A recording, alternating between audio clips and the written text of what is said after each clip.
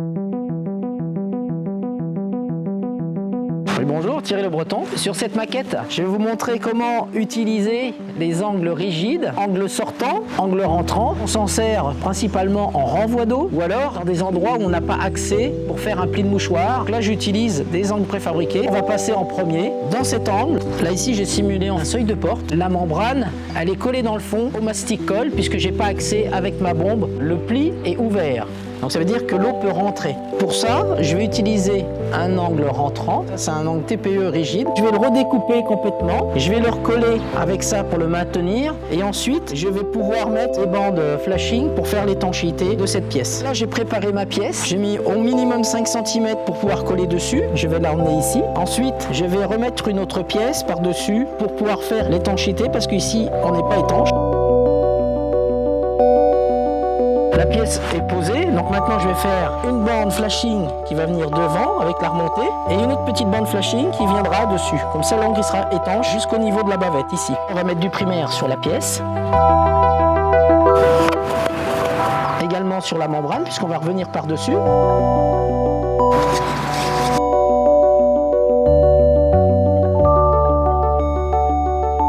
Là j'ai mis du primaire sur toute la partie en dessous. J'ai préparé une pièce, je veux qu'elle remonte.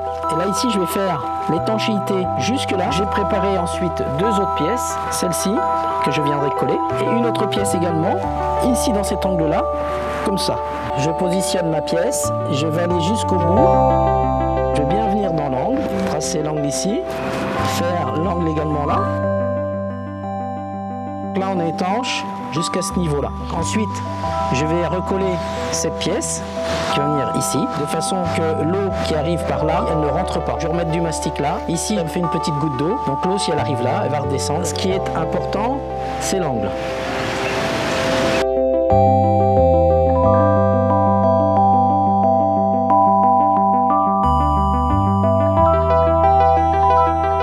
J'ai fait une toute petite pièce, je l'ai découpée dans tous les sens, je l'ai collée. Ensuite, j'ai préparé cette petite pièce en flashing qui va remonter là, qui va faire ça et qui va redescendre un tout petit peu de façon à faire l'étanchéité complète. Je vais mettre maintenant du primaire et après je poserai la membrane.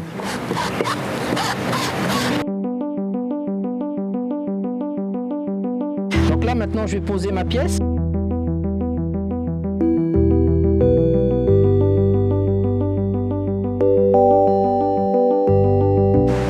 Faire la jonction partout. On met à plat. On regarde bien avec ses doigts si on est bien dans le fond. Et ensuite ici on va pouvoir rabattre.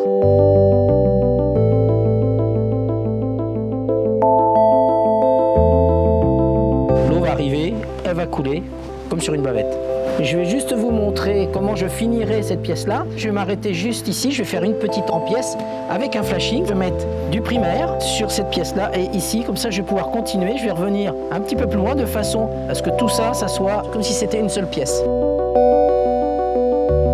J'ai mis du primaire sur toute cette partie. J'ai préparé une pièce et elle va se positionner comme ceci. C'est-à-dire que je vais suivre mon trait.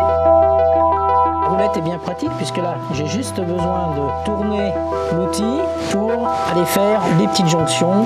Je viendrai finir avec une bande pour faire ma fixation mécanique en tête et je finirai avec un joint. Là, sur cette petite maquette, vous voyez bien quand on fait une découpe comment on retrouve la membrane. Ici je vais coller et ça je vais pouvoir le rabattre et là j'ai mon pli de mouchoir. Vous avez la possibilité pour cet angle là de faire soit la pièce d'étanchéité en flashing en deux pièces, ou alors sinon on peut utiliser ce genre d'angle. Je vais le coller pour le maintenir et ensuite je vais faire une bande flashing ici pour faire l'étanchéité au sol, une autre bande flashing toujours en dépassant 5 cm. La pièce initiale, la voici, je l'ai redécoupée dans cet angle là, ici ça ira. Je pourrais ramener un flashing ensuite sur la totalité.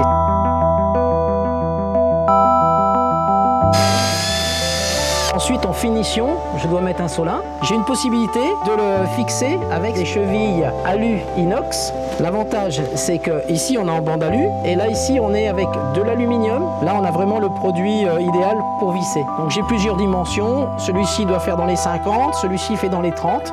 Je vais pouvoir positionner celui du milieu. Là, il nous reste juste à faire le joint.